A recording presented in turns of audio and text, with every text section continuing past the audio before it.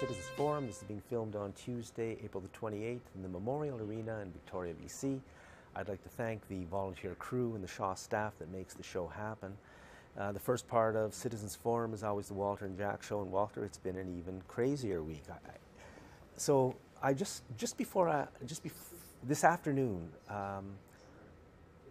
Dave Broadland and Leslie Campbell of Focus magazine were on the radio on CFAX, and they did about a 20-minute segment about what's going on in Saanich, and I think they started off by saying that from their investigation, and Focus magazine does good investigating, I think what they said was they believe that Mayor Richard Atwell's computer was targeted and the spyware was put onto other computers as a cover so they could say they weren't targeting him. I think that's what was said.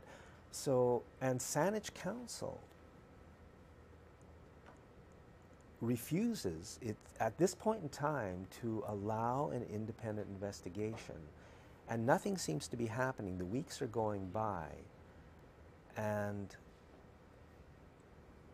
it's a big problem, and it's symbolic of so much that's wrong in our society. And I don't know what the people of Saanich can do. I think I'd be tempted to, if the majority of people in Saanich, and we don't even know, but if the majority are upset by this, by what's going on, then I think they have the right, as the public, to stop the next Saanich Council meeting, let's say for a symbolic 5 minutes, and just say, this isn't acceptable. We want to find out the truth. I mean, is that too much to ask? We want to find out the truth about... They should all resign, Jack. Let's get right to it. I would resign. It's a shameful thing. They don't know what to do with themselves. You know, really, they don't. And they're trying to figure out a cover-up, but there's nothing that can cover this up. You know, I think what Dave Broadland's saying is really, really right to the nub of it. They targeted Atwell. They did these other things to make it look like they were putting spyware on others. To think that that's the depth of it, and maybe the council didn't fully understand what the staff was up to. Well, we can't say it's the staff. Whoever made that decision, but nevertheless, it's such a breach of trust for the public, and for them to accept anybody's opinion that this is okay without checking it. And it's fundamentally, they broke the law. So, you know, the council, the only thing they should do is either all resign, or they should have a re-election. They just simply should have another election and elect another council, because these people can't be trusted. It's just that's the bottom line. They're the council for the municipality which I live in. Wow, you know, it's unfortunate that things have come to such a point that's where we are, and we see something happening on a much bigger scale in Baltimore. By the way, did you print off that paper? I'll take a look at it while you're talking. Okay, so I saw President Obama on TV talking about these people are not protesting, they are robbers, something like that. And I mean, that's kind of true, but I mean, to have Barack Obama, who was involved in like trillions of dollars worth of robbing from the American people to pay the banksters and the fraudsters and the crooks who run the United States banking system and would seem to run the entire United States, for him to say that these people are robbers, I mean, it's just, and the media's role is to play it up as if it's all true, you know, without mocking him for a second. I mean, the man is involved with massive torture, war crimes. I mean, what they're doing in the Middle East. And I don't blame Obama, he's just a puppet. But things are getting very, very explosive in the United States. And I honestly don't know if it's the power structure that's trying to make it happen. A very famous Baltimore athlete was on, I just heard a couple of minutes on the radio this morning. He was begging young people to get off the street. He said, we know what they're doing to us. And he didn't mean the police. He meant the people who run the police and the people who run the United States. We know what they're doing. They want us out in the streets, is what he was saying. So don't do it. Don't give it to them. It was, I mean, I don't know what's going on down there anymore, but it's getting crazy, and it's coming here too. There's so many troubling trends in the United States. I mean, and I don't follow the popular media every day, but you know, you don't have to. The same story, young black man shot in the back by a police officer. You know, almost every time you look at any media down there, there's some black kid getting shot, and it's the casualness of the white police officers, how it doesn't seem to be a big deal for them to pull out their gun and kill someone. So, but I also get the feeling that the power structure is building this up now. Yeah. Because, I mean, nothing they say on the media is the truth. So why are they telling this story? And they've been telling it for a couple of years, right? And what they're not doing, what nobody's doing, is saying, okay, we're going to solve the problem. Here's how we're going to solve the problem. There seems to be no plan or no interest in solving the problem. I mean, where's Obama about solving that problem? Shouldn't the entire U.S. government be involved in solving that problem? But it's never mentioned. It just goes on, and it's almost like they are using it to further divide the American people. They've got the American people divided so many different ways. The division, the real meaningful division, is the dichotomy between the rich and the poor. Yeah, and that's the one that's, you know, not the rich and the powerful, the poor and the powerless, and you know, disproportionate amount of people are people of color that are powerless. But the structure that's creating it is a very rich elite that won't stop at anything to stay in control. That's the bottom line. They'll do whatever it takes. And I think that is exactly right. That's the bottom line. There's a very rich and very powerful elite that runs the United States, and another one, or the same one, that runs this country, and they are the problem. That's where we have to focus our effort and our energy.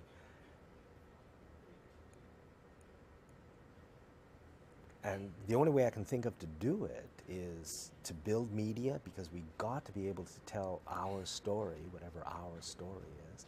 And we've got to have democracy so that what we want actually matters for something.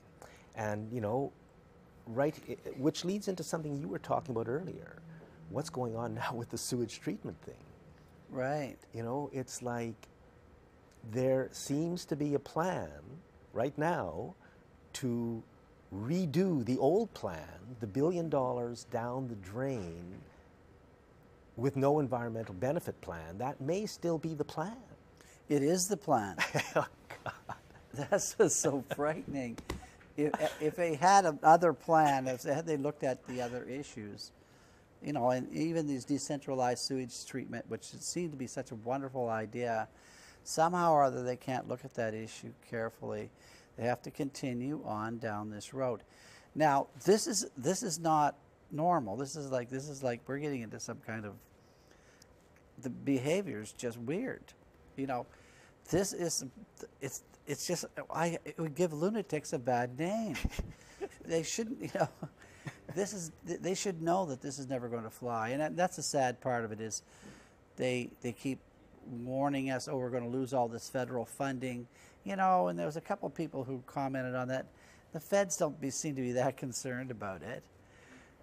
One letter extended their deadline. Yeah, why? Yeah, you know, so they're holding this over our heads, but the people have to understand that if they make a mistake and build something that really doesn't work and is wildly expensive, the federal funding is not going to protect you.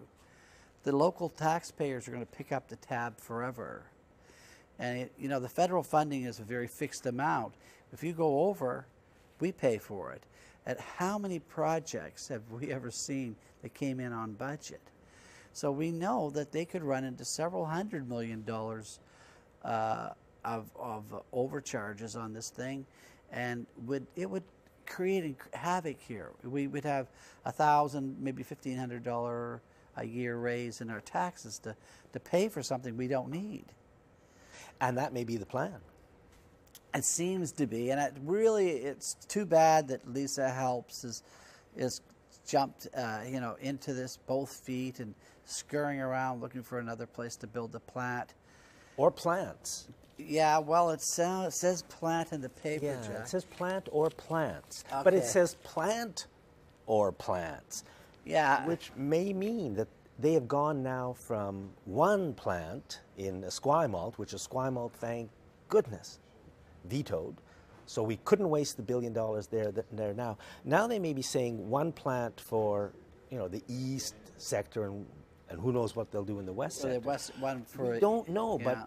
but they're talking about. I mean, this is the TC. Is it today? Yeah. So Tuesday the 28th.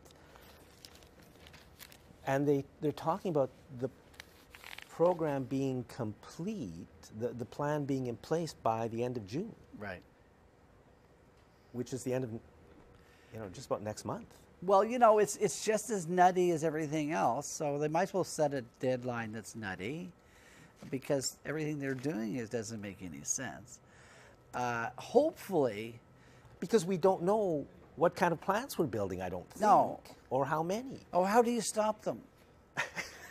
Are they all trying to fulfill the mandate, that platform they ran in the last election saying, by golly, we're going to get this thing built, vote for me, and we'll get the sewage treatment plant built? I never heard anybody saying that. So what is it that they think they have a mandate to do this? What is the plan? The plan is, Jack, some people are going to make a lot of money off this deal. That's the plan. And taxpayers are going to pay for it, big time, if they're allowed to get away with it. But I'm at a loss too. Like, how do you stop them? It really, it looks like we're going to have demonstrations or riots in the streets before they pay attention.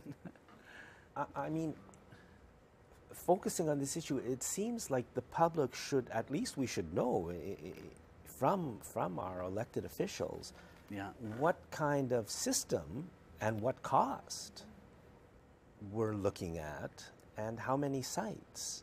Yeah. I mean, is all that going to be decided from a standing start in 2 months? Yeah. I mean, maybe it is. Maybe this is all going to be great. But I think all of us had better really keep our eye on this issue, because I think they said the end of June, right? That's right. Well, if that's the plan, then this could get run by before we even know it's happening. I mean, if you wouldn't have told me about this meeting that's happening tomorrow, Wednesday, April the 29th, at the Royal BC Museum, so I'm going to go and try and see what it's all about, but if you hadn't mentioned, I wouldn't even... Yeah, well, it's very hard to figure out in the paper. They're not really encouraging public participation. The Times columnist not encouraging public participation. They put the place where it's going to happen buried in the column, and then right at the very end they put the time. I had to study this article very carefully to try to figure out where I might be able to go. Well, public participation is important. Maybe lots of people know about this. But it seems to be moving ahead quite quickly now, and I, as a resident of the city of Victoria, am almost completely in the dark, and I think a lot of people are in the dark, and that's not really a good thing. Well, there's a lot of problems with local governance, Jack, and we'll have to get into it and talk about it. And I've been making calls around whenever I get a moment, talking to the CRD and the councillors and try to figure out how it all works. We don't have any governance in a regional governance structure that really works. And we can't stop, like for example, in Saanich, if the people of Saanich want an independent investigation, what method do they use to make that happen? There seems to be no Oh, if way. you're talking about the Well, yeah, moving back to the that. Atwell situation. Yeah. And I called the Ministry of Justice was it Justice Ministry? Either way, I don't think there's much justice. It was just a runaround. It's basically when a government, like a municipal government's in trouble and should be investigated, it doesn't seem like there's anybody that automatically would step in to make sure that these guys are abiding by the laws. You know what? We used to have that woman who was the municipal auditor. Yeah, she's gone now. And she's gone. She would have had a good job to do that. You know, it's interesting that she suddenly disappeared all of a sudden out of the blue. It seems like, when people behave that way, and in any other business, by the way, you get fired. Heads roll. Things happen. They're trying to salvage the reputation of the company.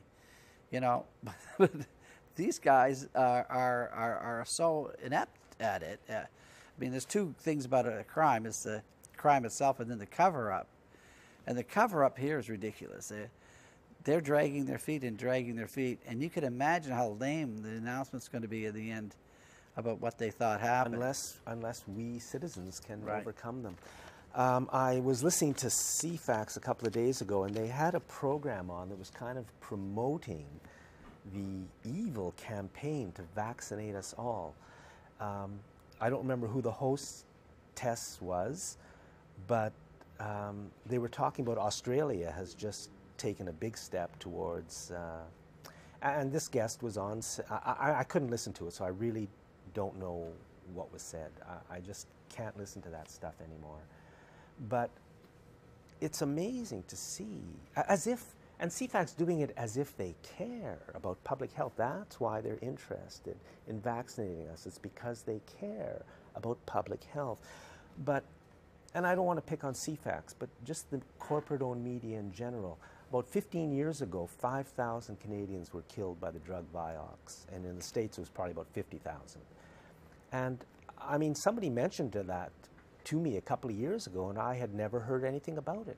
5,000 people killed by the drug Vioxx, 50,000 in the States, thousands and thousands more injured through heart attacks. And they kept it all quiet. That's how much the media cares about your health. So when they tell you that they're going to vaccinate you because of your health, run the other way. I got a question for you. Oh, you're doing so well. You can continue or on. Carry on. I'm finished. Do you want me to ask a question? What's the biggest threat to Canada? ISIS or corporate Canada? Oh, that's the question. Well, ISIS and corporate Canada are the same thing, aren't they? I got you on that. That one. Yeah. But yeah, the point is well taken. It's so ridiculous how this whipping up of fear of terrorism is so Orwellian and backwards, and it's troubling, to see it go on like that, because they push it at the people every day, and it seems to work. The sad part of it is most people seem to be absorbing that and thinking we got a huge terrorist problem. Walter, thank you very much. Always a pleasure, Jack. Thanks for watching this segment of Citizens Forum.